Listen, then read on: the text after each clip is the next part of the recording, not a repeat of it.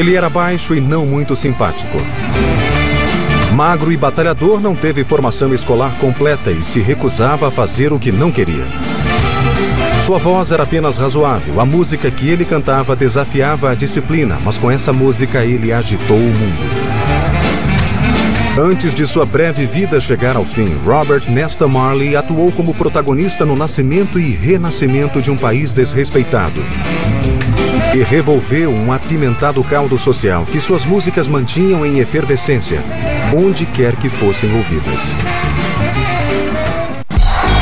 Nunca existira algo com um nome tão impróprio como o Festival Sorria Jamaica, realizado em Kingston, Jamaica, em julho de 1976. O astro principal, o músico, cantor e compositor reverenciado internacionalmente Bob Marley, apresentou-se sentindo dores excruciantes. Ele havia levado tiros no peito e no braço apenas alguns dias antes de homens que tentaram matar a ele e a sua família. Mas Bob compareceu porque o partido político que governava o país havia implorado para que ele viesse. Sua missão era refrescar uma Jamaica em chamas para o primeiro-ministro Michael Manley. A ilha vivia um período anárquico, enquanto os partidos rivais e as eleições vindouras contrastavam com armas, tumultos e saques. Os arruaceiros que dias antes tentaram matar Marley e sua família eram chantagistas que se alimentavam do caos. Enquanto 80 mil pessoas lotavam o National Hero Circle em Kingston, um valente Marley realizava sua heróica apresentação de 90 minutos que encantou a cidade. O resultado foi um pequeno milagre. Em menos de 2 horas, Bob Marley transformara uma multidão explosiva em um público alegre, com boas energias fluindo por todos os lados, até mesmo entre os políticos. Que tipo de vida havia formado o primeiro herói mundial jamaicano e a fantástica música que ele criava? There was a new view of Jamaica, and that was the genius of Bob Marley during this period, something that had to do with just general interpretations of justice, general interpretations of the respect for human rights and the dignity of peoples. And that was, I think, one of just the signal aspects of Bob's magic and his incredible ability to really reach out and to personify what society was really thinking about, wrestling with. In India, some people I'm sure don't know Elvis Presley, they don't know the Beatles, but Bob Marley's played. Bob Marley's played in Africa, Bob Marley's played in Cambodia, he's played everywhere. And so people look to Jamaica. Entender a Jamaica, onde ele nasceu em 6 de fevereiro de 1945, é entender Bob Marley. A bela ilha caribenha não oferecia nada aos descendentes dos escravos que haviam sido trazidos para trabalhar nas plantações de cana-de-açúcar. A escravidão terminara, mas os colonizadores britânicos permaneciam apoiados em uma ampla classe baixa. Ter pais de raças diferentes como Bob tinha não era raro, mas a mistura de classes entre eles, sim. Sua mãe, Cedília, pobre e negra, teve Bob com Norval Marley, um administrador britânico branco muito mais velho do que ela. Norval se casou com Cedília para legitimar o filho antes de ir embora. O jovem Bob comprovou ser muito inteligente enquanto frequentou escolas públicas, mas era quieto e normalmente mal-humorado. E tinha razões para tanto. In Kingston, in the ghetto, you were separated from everybody. The government didn't want to know you, the middle classes didn't want to know you, nobody wanted to know you, you were a complete outsider. And Jamaica has the legend, out of many one, and unfortunately that was completely opposite to the truth, because out of many were many. And the darker skinned you were, the lower down in the social pecking order you're going to be. Mas o que Bob sempre teve enquanto vivia em Kingston foi a música. Ela estava em todas as partes e invariavelmente em estado de transformação por conta do alegre embalo rítmico da Jamaica. There was an indigenous form of music called mento, which is similar to calypso. Calypso was also popular from Trinidad. There was a merengue from Haiti, which was also popular and played in the early sound systems, which was grown in the 50s. So there's huge varieties of music. A atividade chamada de Sound System era o coração da indústria musical jamaicana. Em um país de poucas rádios e ainda menos estações de retransmissão, disc jockeys e empreendedores montavam alto-falantes improvisados sobre caminhões e passeavam pela ilha retransmitindo produções musicais por uma taxa de admissão. Para jovens esperançosos como Marley, era a única forma de mostrar sua música. Clement Seymour Dodd, chamado de Sir Coxsone Downbeat, comandava o negócio. Era uma honra fazer um disco com ele por alguns dólares para ter tocado para públicos de toda a Jamaica. O jovem Bob Marley então usou a voz de cantor que herdou da mãe para se unir a esse exército esfarrapado de vendedores de músicas. It was a music machine. All the artists were employed as day rate labourers. They got no royalties. They paid a wage to sing this song. So Bob would sing What's New Pussycat. Bob would sing Amen. Bob would sing This Train. He'd be singing spirituals. He'd be singing English pop songs, American pop songs. He wasn't the world's best singer. He wasn't massively talented at music, but he had a huge passion for it. And he learned from all those around him. Wherever he went, he absorbed, he practiced, he learned. Norville Bunny Livingstone e Peter McIntosh eram dois amigos de Bob na época e acabaram se tornando importantes colaboradores nessa fase de sua vida. Os três participavam de shows de talentos transmitidos nas duas estações de rádio da Jamaica. O som preferido era uma mistura de mento e rhythm and blues chamada ska, estilo musical de 12 compassos com acentuação melódica na segunda e na quarta batida. Marley logo começou a rabiscar letras para o novo ritmo em materiais improvisados como papel de açougue. Dodd, na época, já produzia discos gravados em um estúdio chamado Coxsone's Music City. Bob e Bunny Livingstone pagaram 3 libras por um disco demonstração com 2 músicas, Judge Not e Do You Still Love Me. Coxsone então produziu o formato a ser lançado. Pagou 20 libras e deu a ele 2 LPs gravados. Bob ficaria ainda mais feliz se conhecesse alguém que tivesse uma vitrola. Mas Bob Marley, cantor e compositor, já podia exibir seu primeiro produto no ramo musical. O garoto pobre de um país pobre já estava a caminho de um futuro além de qualquer imaginação, exceto a sua.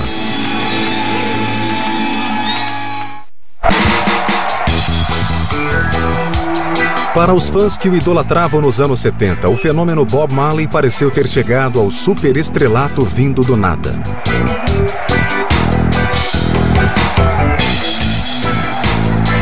Observando com mais atenção, no entanto, eles veriam uma jornada desgastante, repleta de agonia e golpes de sorte. Um desses golpes de sorte se chamava Joe Higgs. Ele conheceu Bob no início dos anos 60. Higgs era um talentoso cantor e compositor na favela de Kingston, conhecida como Trench Town. Ele criou uma clínica de música gratuita frequentada por Marley, Bunny Livingstone e Peter McIntosh, já conhecido como Tosh.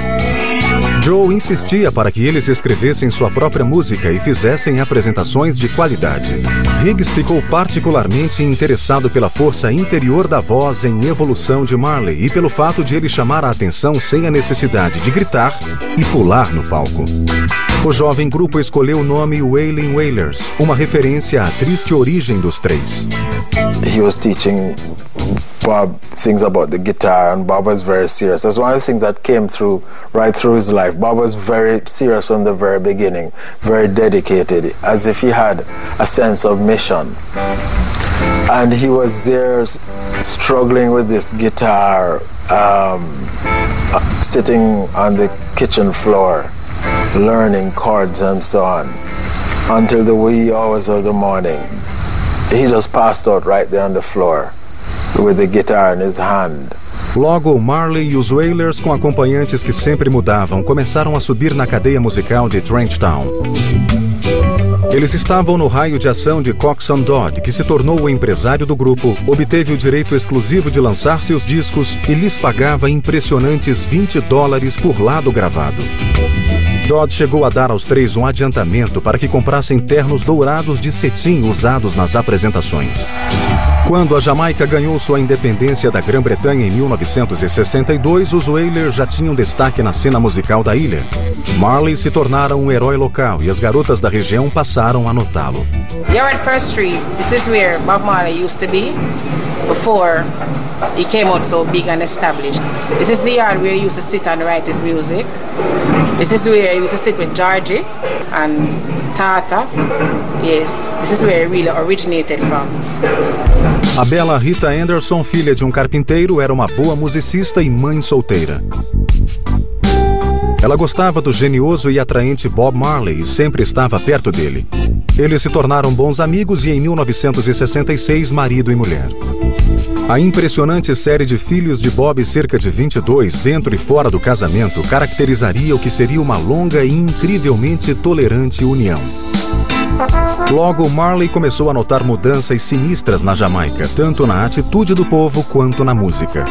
As letras e a energia das canções de mais sucesso já não eram tão leves e doces, soando como hinos sombrios da classe baixa de Kingston. Havia uma repressão oficial a essa música, batizada de Rude Boy. Mas ela vendia muito e Bob se sentia cada vez mais atraído pelo estilo.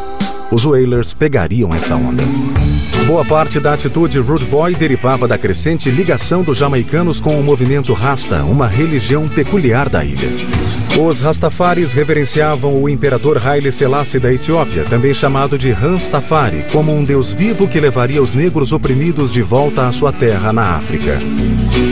Marley se aproximou da religião lentamente, mas não a deixou mais. It was a very powerful religion in that way because it spoke of black people, because in Ethiopian Coptic art, all the stories from the Bible feature black people. Bob acabou se unindo aos irmãos Rastafaris, considerando a maconha a erva da sabedoria que crescia no túmulo de Salomão e citando passagens bíblicas que estimulavam barbas e cabelos não aparados. Os homens Rastafaris usavam barbas irregulares e tranças chamadas de dreadlocks. Marley adotou o visual, a erva, o movimento e todos os seus poderosos dogmas, especialmente sua música característica chamada reggae, um estilo que Bob iria transformar. Reggae music is a music created by Rasta people, and it carry earth force. The reggae that was influenced by the Rastafarian movement actually had political and cultural components that were teaching us something, that were giving us a sense of identity and history and connectedness and saying something positive about our experience. It was defining us. Tratava-se basicamente de um padrão incansável, de 2 acordes com a pulsação do baixo e a incisiva bateria. Tudo acontecia sem pressa e a música enviava a mensagem de que Bob Marley estava pronto para enfrentar uma longa jornada em busca de seus sonhos. Em 1967, ele tentou ganhar mais espaço assinando com a GAD Records, uma empresa formada pelo popular cantor americano Johnny Nash e pelo empresário Danny Sims. Nash fez Bob acelerar o ritmo de suas músicas. As obras perderam a ginástica de agudos e se tornaram mais impulsivas e críticas. Os Wailers trabalhavam com frequência e Bob ganhou bastante para comprar um novo carro e decidir tentar a sorte na Europa com a GAD. Ele teria literalmente e no sentido figurado uma fria recepção.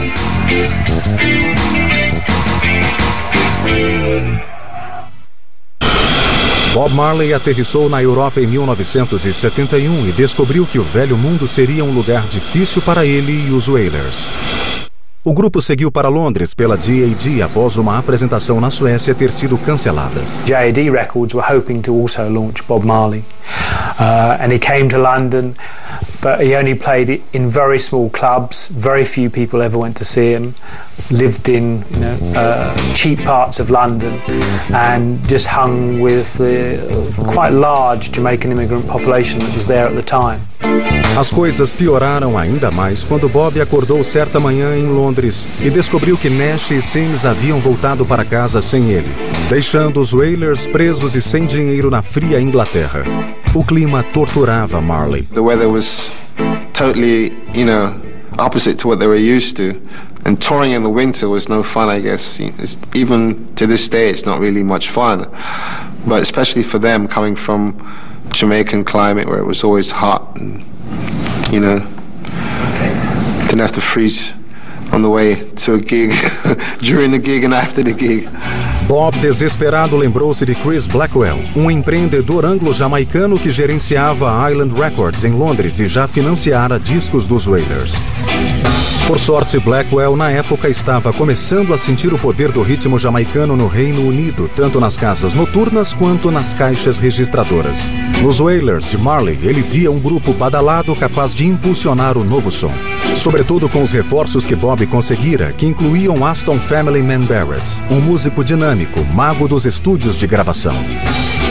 In Jamaica, in the late 60s, the music bring us together. Bob hear about my kind of bass playing, hear of a bass man called Family Man.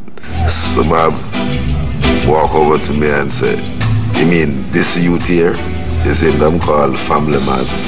You play all of those wicked bass line what I've been hearing?" I say, "Yes." So Bob said to me, "Then if it's really you play all of those bass line, you're the right man then."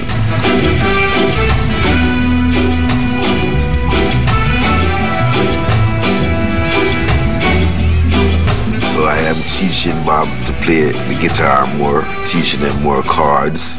As him always said in one of his interviews, he could play the guitar much better, but Family Man won't show him any more chords. I tune his guitar.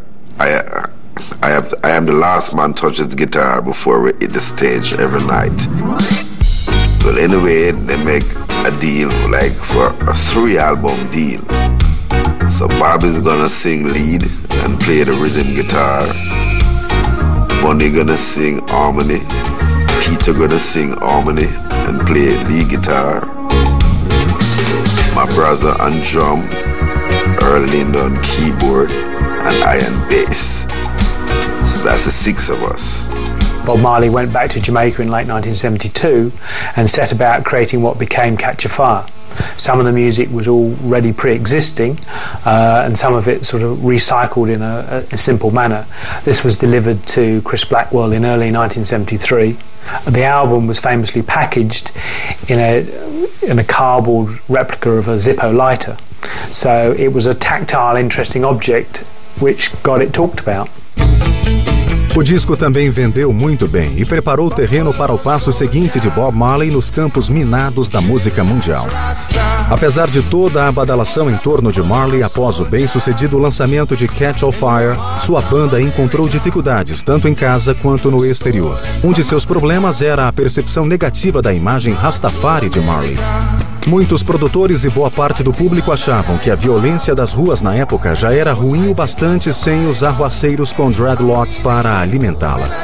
Rastaman was always seen as the lowest of the lows. There's stories of where, for instance, at one point a Rastaman went into one of the top hotels in Jamaica and went into the pool, and then they immediately drained the pool. Change, once it's being talked about, once it's being broached in any society, generally is looked at with great suspicion. And Bob Marley, as he came on the scene, as he attempted to influence the Jamaican reality, was obviously the full target and focus of that kind of suspicion. Mas em Londres, Chris Blackwell ainda conseguiu marcar um show para os Wailers no elegante clube noturno Speakeasy, epicentro da música britânica. Era uma incrível oportunidade e Marley a aproveitou muito bem. It was a big occasion, big event, because it was the first time a black act had played in the Speakeasy Club, because the Speakeasy Club was the bastion of the white rock world. It's where the Rod Stewarts and the Elton Johns and all those would go and hang out and, do little impromptu gigs and stuff like that. So I think the record company, Island Records, which was owned by Chris Blackwell, I think he saw it as a way of them breaking into that circle. And I do remember the nights when they played, I was there, and it was full of all the rock fraternity, and they were just completely astounded by this black man jumping around the stage and and performing like a rock star. And after that, they write up in the paper, say that the first song we play, it cast a spell upon them, and after that, it was like magic. O sopro de sucesso ainda não havia trazido recompensas fabulosas, mas era um bom sinal. Bom demais para alguns membros da banda. Logo, o grupo original de Bob Marley, que permanecera unido diante de tantos reveses, começaria a se separar. Estava errado quem achava que os Wailers sempre haviam aceitado tranquilamente Bob Marley como líder do grupo. Tanto Bunny Livingston quanto Peter Tosh eram artistas sensíveis e voláteis, sempre incomodados com a ideia de que Bob ou qualquer outro fosse mais importante do que eles. Então, confiantes de que tinham a mesma voz e o encanto pessoal de Bob Marley, se não mais, eles começaram a se afastar. And at the ending of that first year, 72, that's when Bunny Livingston quit the group. I was surprised. I said, oh, can you get such a deal, 3-album deal, and lease your label for 15 years and quit? And at the ending of 73, Peter Tosh quit also. So Bob said to me, what are we going to do now? It's only 3 of us leave. I said, 3 of us can make it work. As the power of the Trinity. You know? Desde o início dos Wailers, qualquer designação de liderança havia sido deixada de fora do nome da banda. Mas com a saída de Bunny e Tosh, o óbvio prevaleceu no novo título, Bob Marley e os Wailers.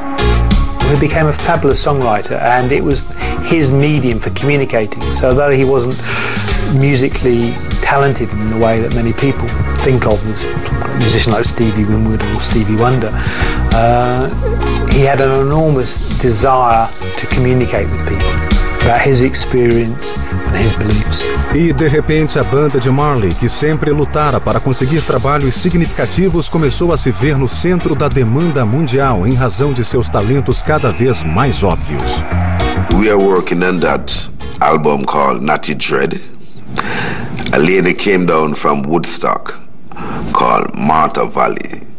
Says she's doing an album called Escape Out of Babylon. And we are to produce the album for her. So we stop our project and record the album for her, overdub, mix it, so she could get it to go back to the USA. So we're back in the studio to finish our album now, Natty Dread. Out of the blue, we get another invitation, come from San Francisco. This was Taj Mahal. He's working on an album called More Roots, and said he hear of us and he like our sound and he want to make a cover version of one of our song called Slave Driver, and he want us to come up to San Francisco and Berkeley to produce it for him. So we went away again.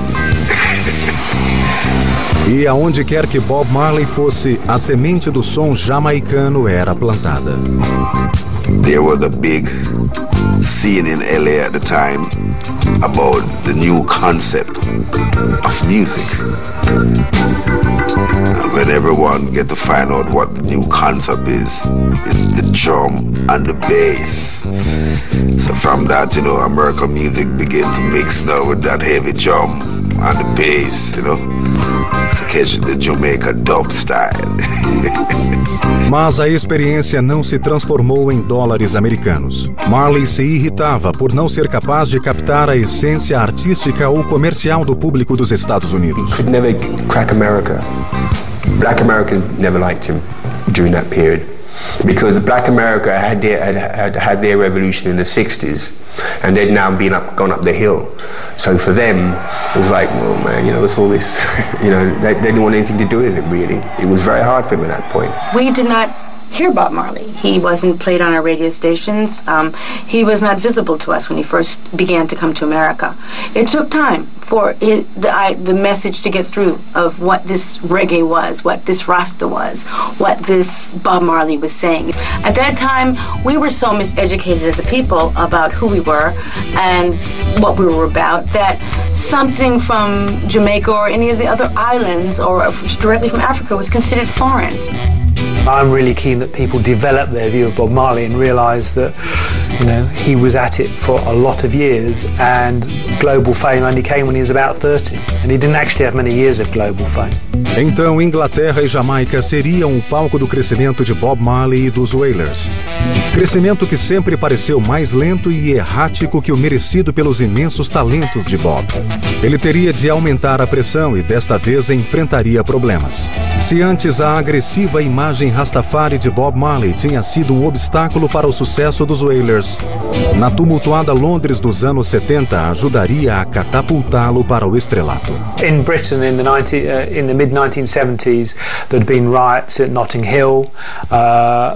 The black community, particularly the Jamaican community, that at one time had been quite quiet and, I suppose, you know, well behaved. There was a new generation coming through who were not going to put up with the notices that could be seen in London of no blacks, no Irish, no dogs, and they came out fighting. A lot of British wealth was off the back of slavery, so there was big movements happening in British society as well, which is undoubtedly something that helped Bob's popularity. But there was a radical view of change, and that change needed to happen on a global scale. Nessa atmosfera altamente inflamável, Marley foi contratado pelo Teatro Lyceum para um show em que libertaria todos os demônios de suas músicas e letras Rastafari sem se preocupar em ser simpático. The place was absolutely packed out, jam-packed. And I'll tell you, it was so packed, it was actually raining inside. The steam, the heat from the people rose up to the ceiling of the building and then came down as droplets of rain. It was an incredible sight. There was even people climbing somehow on top of the roof, trying to get in, because everybody wanted to see the mighty, the one and only, the great Bob Marley. When they came out, they knew they had seen and heard the beginning of the new order. It became one of those concerts that everybody wanted to have been at, everybody claimed to have been at, and the album, a live album which was released very shortly afterwards, really started to notch up some sales which were considerably more than had been achieved previously. Bob Marley tinha então de encontrar uma forma de lidar com algo que não chegara a ser um problema antes: o sucesso. Após ter feito sucesso na Europa, Bob Marley retornou para seu primeiro amor, a Jamaica. E pela primeira vez sentiu que podia estar em condições de fazer alguma coisa por seu belo, porém arruinado país. Bob clearly always had roots in Jamaica, and Jamaica was an important place to him. And he went back and wanted to try and become help with what was happening in that country. Bob gave that vibe of anything was possible. And suddenly in Jamaica, you had all these kids from uptown, as they call it, you know, starting growing locks. You see, before Bob Marley came along, it was the most taboo things you could do. But suddenly you see Bob Marley had a house next door to the Prime Minister. So it's okay, yeah, you know, go grow your locks, you know what I'm saying? He had a BMW. You know, one of the first men to have a BMW in Jamaica. You know, it's like, so everybody wanted to have a BMW. But apparently BMW hated it, the fact that, because they said it cheapened their cars. Bob Marley começou a ter dinheiro de verdade pela primeira vez na vida e não sabia exatamente o que fazer com ele. He had bought Chris Blackwell's old house at Hope Road, which was a colonial, you know, the uptown colonial part. So here was a Rasta man now living in the uptown part of Kingston, and it was the centre for a lot of Rastas, and you know, a vibe was happening around there. Bob Marley não tinha interesse em transformar sua nova casa na fortaleza de um milionário. Ela deveria representar aquilo que ele nunca tivera. Receberia não apenas sua família, mas pessoas de um círculo crescente, sócios de negócios, belas modelos, celebridades, qualquer irmão Rastafari que encontrasse um canto onde ficar. Mas Bob nunca negligenciou seu trabalho ou deixou de respeitar seus colegas mais próximos. Between us, it was just the Wailers, you know. It was a team effort. It was like a real band, you know. Everybody did what everybody else did. We all played soccer, we all ate together, we traveled together. to the press and maybe the promotion people, it was Bob and the Wailers. As far as he was concerned, he was just a Wailer, another, part of the chemistry. And I think everyone was equally important in making that, combination of lyrics and music that had that deep foundation and could, be rewarding to so many people. When we're in our musical room, discussing, jamming, grooving, getting our heavens together with our spiritual vibes, with little burn offering and things like that, That's how we come up with these strange kind of sound and concept of lyrics, and we put music to it. Bob would basically maybe have the structure of the song, but not completed. And we would, go in there with our ideas, rehearse, change a few things, come back, rehearse some more, then actually finish up in the studio. And sometimes he'd say, I don't remember writing this song. That's not how it started out, but I like it.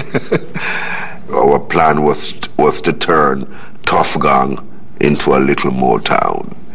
Was to take up all of these other artists off the street who've been mistreated over the years and bring them into Tuff Gong and get other bands too and other hacks. It is said that half of Jamaica was existing off of his generosity.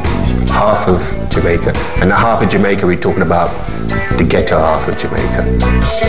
Bob wasn't the kind of person who sat down and wrote a contract, and he was more into the brotherly love. We're brethren, we stick together, we trust each other. And that was more that type of philosophy, with Rastafarism and godliness and things that he tried to believe in. He tried to practice also. Money meant absolutely zero to him. What he did do with the money, which I knew from one of the first times I worked with him on the first tour, he would always, on day offs, he'd always go to sports shops and he would buy like 24 pairs of football boots, 24 footballs, 24 strips, tons of stuff. And he'd be going back to Jamaica, to Trenchtown for the kids. That's what the wealth meant for him.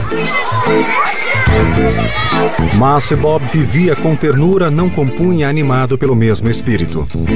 Seu disco Burning, de 74, estava repleto de canções celebrando o Black Power, como I Shot the Sheriff, Burning and Looting e a efervescente Get Up, Stand Up. Se a polícia via um culto perigoso se formando e estava sempre disposta a tratar um Rastafari com violência, o resto do mundo prestava atenção, até os Estados Unidos. Um agressivo Rastafari estava se tornando a figura mais conhecida do terceiro mundo e os líderes da Jamaica não estavam nada felizes.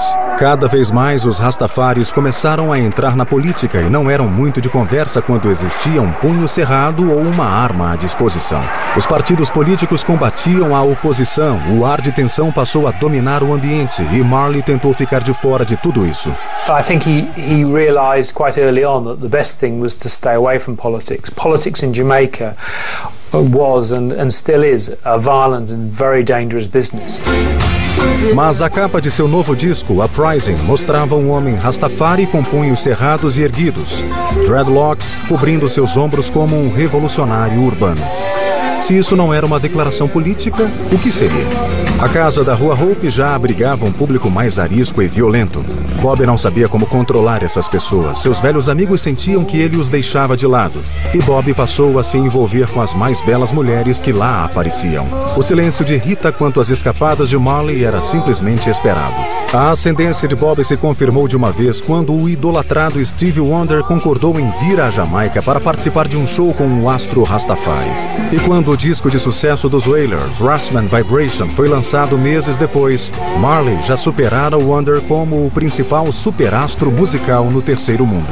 Nesse momento, enquanto o mundo inteiro se abria para ele, Bob cortou o dedo que tinha uma unha encravada em um jogo de futebol entre amigos. O machucado não cicatrizava, mas Marley preferiu não ir ao médico. Acabaria sendo um erro fatal. O que devia ser uma campanha eleitoral na Jamaica de Bob Marley em 1976 acabou sendo pouco mais que um terrível confronto entre bandidos que exigiam fidelidade, poder e dinheiro. Bob Marley não foi poupado. Homens ligados a um dos partidos políticos invadiram sua casa. Chamaram-no de capitalista e o pressionaram a participar de um evento batizado Sorria Jamaica, planejado para distrair o povo, indignado do que estava acontecendo com o governo. Mas Bob ainda tinha outros problemas. Ele vinha seguidamente pagando $2.000 a perigosos chantagistas para acertar uma dívida e eles ficaram furiosos pelo fato de seus shows terem interferido nos pagamentos. Dias depois, homens armados invadiram a casa de Marley a fim de matar todos que estivessem lá dentro. Bob foi atingido no peito e no braço, Rita na cabeça. O assistente Don Taylor foi ferido gravemente por 5 balas. As crianças e os outros escaparam da saraivada de disparos. Em razão da pressão externa ou por uma corajosa indignação, o fato é que Bob Marley, com bandagens e sentindo muitas dores, apareceu no festival Sorria Jamaica sem deixar que seu tormento fosse notado. Por dentro, ele não fazia aquilo pelos políticos, mas por seu país. Logo em seguida, Marley deixou o perigo da Jamaica para dar início à breve fase que consolidaria seu legado internacional e ajudaria a dar a seu amado país e à sua música especial o respeito do restante do mundo. He was looking for guitars because when they had the shooting in Jamaica at the end of '76, he had a guitar player, I think, an American by the name of Donald Kingsley. And after the shooting, he must have got totally freaked out and left the band. And they had another guitar player, Al Anderson, before him, who I believe was working with Peter Tosh.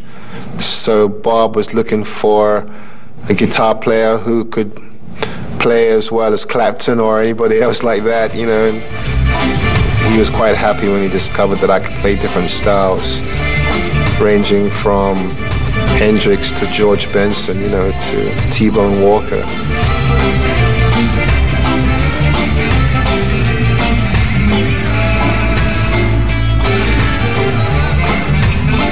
Not only did I have a reggae background, but I had a kind of rock and roll background as well.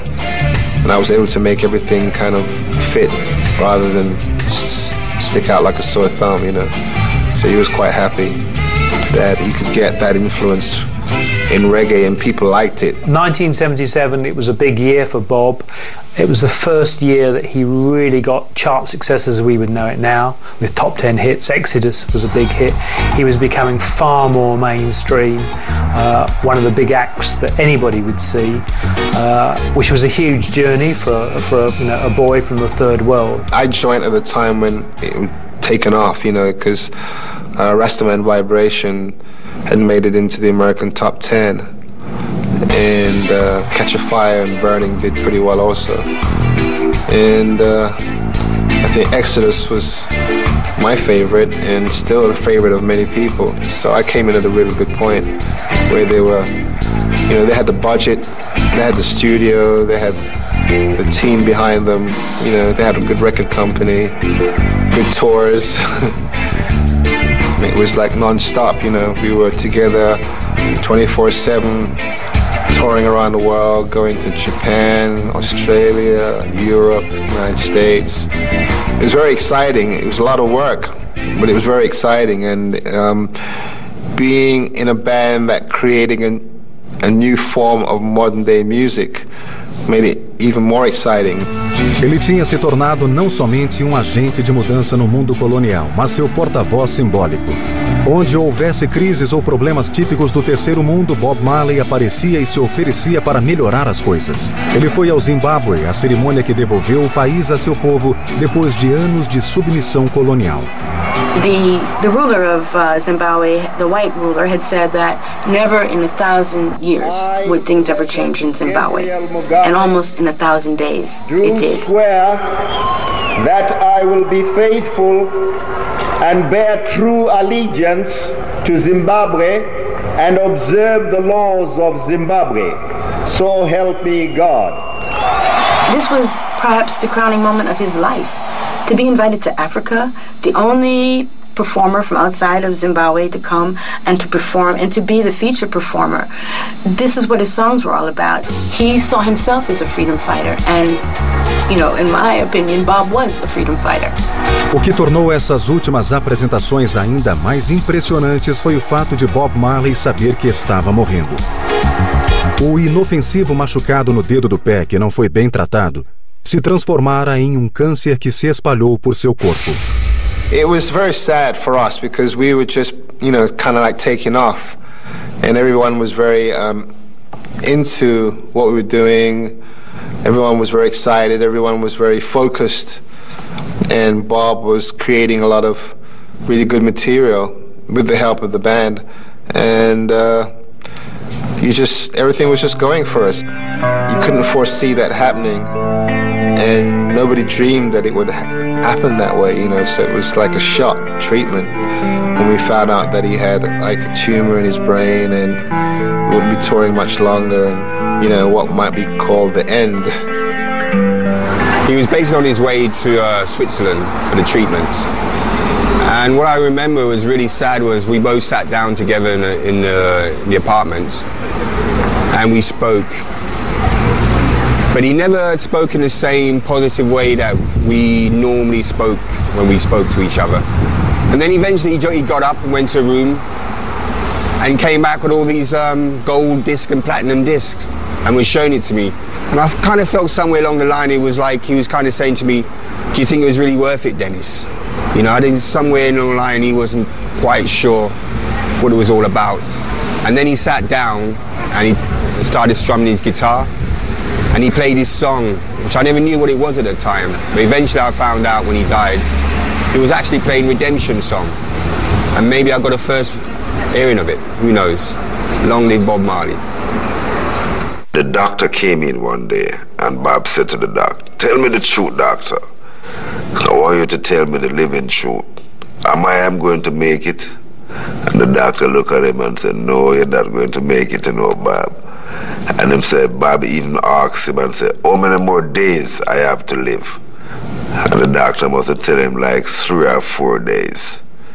And him said, Bob just started to tell everybody to pack up everything. I'm going back to Jamaica. Ele lutou teimosamente contra a doença por meses a mais do que se acreditava possível. Mas, finalmente, em 11 de maio de 1981, Bob Marley morreu. Tinha apenas 36 anos. Ele foi levado de volta à Jamaica e velado em gigantesco funeral, recebendo todas as honras que fizera por merecer. His message was a protest against injustice, a comfort to the oppressed, a search for peace, and a cry for hope.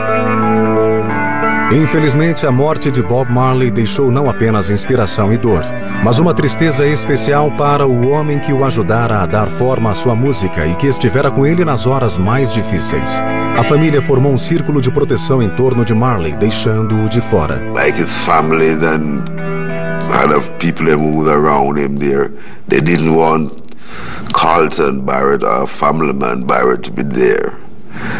Because after a while I get to understand that all the people who was up there, they all went up there to get money.